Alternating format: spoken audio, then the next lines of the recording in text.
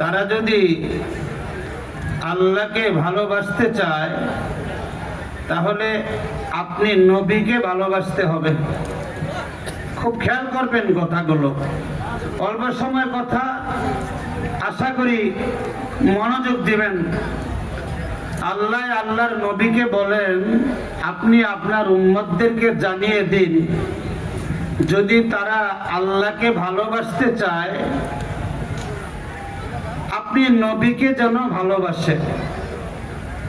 যদি আপনি নবীকে ভালোবাসে, আপনি নবীর অনুসরণ করেন, তাহলে তারা আল্লাহর ভালোবাসা পাবে। সুবহানাল্লাহ, তো আসতে বললেন। নবীর অনুসরণ করলে কার ভালোবাসা পাওয়া যাবে বলুন? এক, দুইটা ফায়দা। নবীকে ভালোবাসলে দুটা ফায়দা এই আয়াতে আল্লাহ বলেন। এক নম্বর ফায়দা হলো, নবীকে ভালোবাসলে আল্লাহর ভালোবাসা পাওয়া যায়। দুই নম্বর ফায়দা হলো, নবীকে ভালোবাসলে বান্দার জিন্দেগীর সমস্ত গুনাহ মাফ হয়ে যায়। তেলাওয়াতকৃত আয়াতের মধ্যে আল্লাহ তাআলা দুটি ফায়দার ঘোষণা দিয়েছেন। এক নম্বর ফায়দা, নবীকে ভালোবাসলে কার ভালোবাসা পাওয়া যায়? আরো জোরে বলেন। আর দুই নম্বর, বান্দার জিন্দেগীর সমস্ত গুনাহ মাফ হয়ে যায়। আমরা কি চাই? আল্লাহর ভালোবাসা চাই না? কথা বলেন। আমরা কি গুনাহ মুক্ত হয়ে কবরে যেতে চাই না? সবাই চাই। খুবই গুরুত্বপূর্ণ বিষয়, যা প্রত্যেকটা মুমিন মুসলমানের জন্য এটা জরুরি, আবশ্যক। আল্লাহর ভালোবাসা আর গুনাহ মুক্ত হওয়া। যারা আল্লাহর ভালোবাসা নিয়ে কবরে যাবে, বলুন কবর তাদের জন্য জান্নাতের বাগান হবে না জাহান্নামের গর্ত হবে? জোরে বলেন। জান্নাতের বাগান হবে। যারা গুনাহ মুক্ত হইয়া কবরে যাবে, কবর তাদের জন্য জান্নাতের বাগান হবে না জাহান্নামের গর্ত হবে? তাইলে আমরা তো সবাই কার ভালোবাসা চাই? আর সবাই গুনাহ মুক্ত হতে চাই। কথা বলুন, ঠিক না বেঠে? এখানে যারা আছেন, এমন কি কেউ আছেন যাদের জীবনে কোনো গুনাহ নাই? কথা বলেন, আছেন কি? জীবনে কোনো গুনাহ নাই এমন ব্যক্তি এখানে আছেন? কোন আল্লাহর বান্দা কি বুকে হাত দিয়ে বলতে পারবেন যে আমার জীবনে কোনো গুনাহ নাই? কেউ বলতে পারবেন না। তাহলে সবার জীবনেই গুনাহ আছে। আমাদের গুনাহ মাফ করতে হবে, গুনাহ মাফ করাইয়া কবরে যেতে হবে। তাহলে আল্লাহর ভালোবাসা আর গুনাহ মাফ যদি করাইতে চাই, তাহলে কাকে ভালোবাসতে হবে? রসুলকে। বলেন না কাকে? রসুলকে অনুসরণ করতে হবে। রসুলকে অনুসরণ করা মানে কি? খুব সংক্ষিপ্ত আকারে কথা বলবো। কারণ আল্লাহর ভালোবাসা পাইতে হলে রসুলকে অনুসরণ করো, আবার গুনাহমুক্ত যদি হতে চাও তাহলে রসুলকে অনুসরণ করো। দুইটাই আমাদের প্রয়োজন আছে না নাই? দুইটাই আমাদের জন্য খুবই গুরুত্বপূর্ণ বিষয়। এক আল্লাহর ভালোবাসা, আর দুই হলো গুনাহমুক্ত হয়ে কবরে যাওয়া। আমার ভাইয়েরা, এই দুটা নিয়ামত যদি পেতে চাই, আমাদের কাজ হলো আল্লাহর রসুলকে অনুসরণ করা। ঠিক না বে ঠিক? জোরে বলেন। কে বলেছেন? কে? আর জোরে বলেন কে? আল্লাহ বলেন, কুল ইন কুনতুম তুহিব্বুনাল্লাহ ফাত্তাবিউনি ইউহিব্বুকুমুল্লাহ ওয়া ইয়াগফির লাকুম যুনুবাকুম ওয়াল্লাহু গফুরুর রহিম। আমার ভাইরা, আল্লাহ আল্লাহর নবীরে ডাক দিয়া বলতেছেন, পয়গম্বর আপনি আপনার উম্মতদেরকে জানিয়ে দেন, তারা যদি আল্লাহকে ভালোবাসতে চায় তবে যেন গো আপনি নবীর অনুসরণ করে। আপনি নবীর অনুসরণ করলে আল্লাহ তাআলা তাদেরকে ভালোবাসবেন এবং তাদের জিন্দেগীর তামাম গুনাহগুলো মাফ করে দিবেন। আর জোরে বলেন আমার ভাইরা, আল্লাহর নবীকে ভালোবাসা তার মানে কি? আল্লাহর রাসূলকে অনুসরণ, এর অর্থ কি? আল্লাহর নবীকে অনুসরণ তার মানে হলো নবীর সুন্নত অনুযায়ী নিজের জিন্দেগিটাকে গড়া। কারণ যার জিন্দেগির মধ্যে সুন্নত বেশি আল্লাহর কাছে তার দাম বেশি। আরো জোরে, যার ইবাদতের মধ্যে সুন্নত বেশি আল্লাহর কাছে তার ইবাদতের মান বেশি। সুবহানাল্লাহ, আওয়াজ করে কোন, আরো জোরে কোন সুবহানাল্লাহ। আমার ভাইরা, দুনিয়ার মধ্যে নবীর পরে সবচেয়ে দামি কে?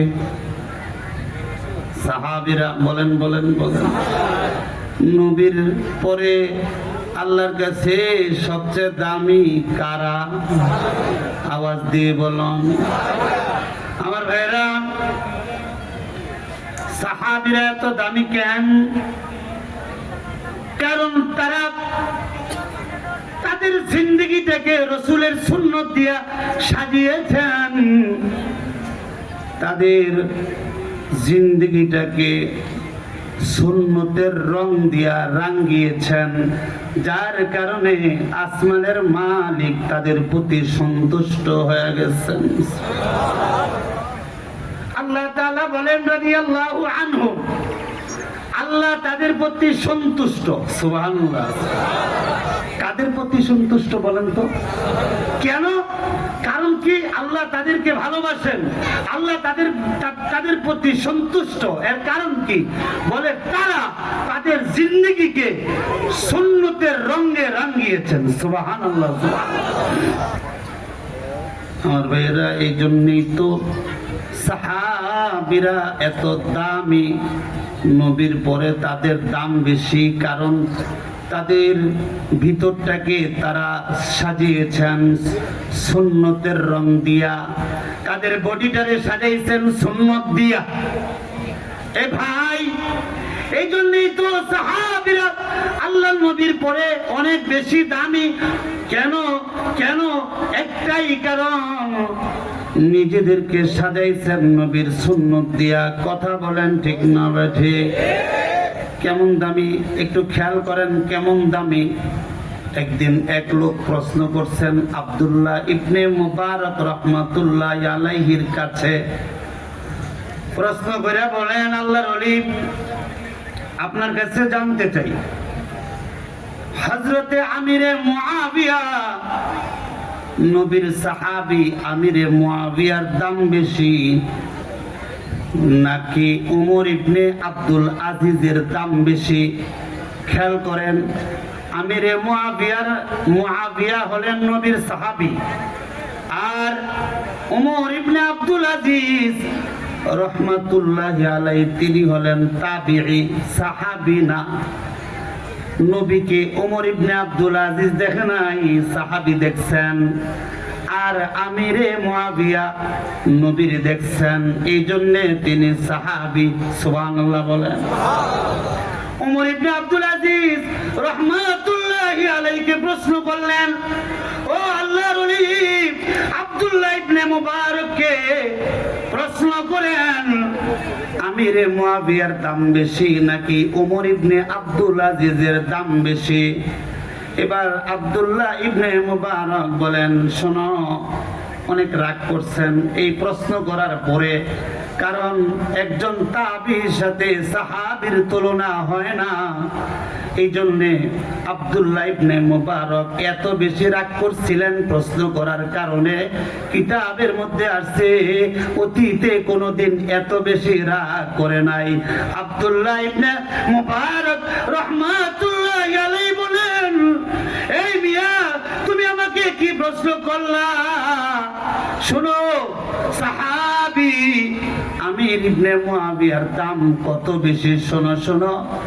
আমিরে মুয়াবিয়া যে নবীর সাথে যুদ্ধের ময়দানে গেছেন, যুদ্ধে শরীক ছিলেন, যুদ্ধে থাকাকালীন সময়ে যেই ধুলাবালি আমিরে মুয়াবিয়ার নাকের ছিদ্রের মধ্যে ঢুকেছে, ওই ধুলা এরকম হাজার হাজার ওমর ইবনে আব্দুল আজিজের চেয়েও উত্তম। আর জোরে বল সুবহানাল্লাহ। আরে সাহাবী নাকের ভিতরে যে ধুলা ঢুকছে, এই ধুলা ওমর ইবনে আব্দুল আজিজের মতো হাজার হাজার ওমর ইবনে আব্দুল আজিজের চেয়ে এই ধুলার দাম বেশি। জোরে বল সুবহানাল্লাহ। সাহাবীর দাম বেশি কেন? এত দাম কেন? একটাই কারণ, তারা সাহাবী। এই সাহাবীরা নবীকে অনুসরণ করছেন। সুবহানাল্লাহ। আমার ভাইরা, কেমন ছিল অনুসরণ একটু খেয়াল করেন। একদিন নবীর ইন্তেকালের পরে আব্দুল্লাহ ইবনে ওমর রাদিয়াল্লাহু তাআলা আনহু রাস্তা দিয়ে যাচ্ছেন, তো এক জায়গায় তিনি এমন ভাবে বসছেন মনে হয় যেন প্রস্রাব করবেন, কিন্তু প্রস্রাব না করে তিনি উঠে গেছেন। সাথীরা জিজ্ঞেস করলেন, আচ্ছা আব্দুল্লাহ ইবনে ওমর, আপনি বসলেন মনে হইল আপনি ইস্তেঞ্জা করবেন, অথচ ইস্তেঞ্জা না করে উঠে গেলেন, ইস্তেঞ্জা করলেন না। যেহেতু ইস্তেঞ্জা করলেনই না, তো বসলেন কেন? খেয়াল করেন কথা, আপনি বসলেন কেন? আবার এমন ভাব নিয়ে বসছেন যে ইস্তেঞ্জা করবেন মনে হইতেছিল, ইস্তেঞ্জা তো করলেন না, বসলেন কেন? আমার ভাইয়েরা, আব্দুল্লাহ ইবনে ওমর বলেন, ও সাথীরা শোনো, আমি একদিন আল্লাহর নবীর সাথে, আমার নবী পয়গম্বর সাল্লাল্লাহু আলাইহি ওয়াসাল্লাম এই রাস্তা দিয়ে যাইতেছিলেন, আমিও তার সাথে ছিলাম। সুবহানাল্লাহ। আর জোরে গান। আব্দুল্লাহ ইবনে ওমর বলেন, একদিন পয়গম্বর যাইতেছেন, আমিও পয়গম্বরের সাথে ছিলাম।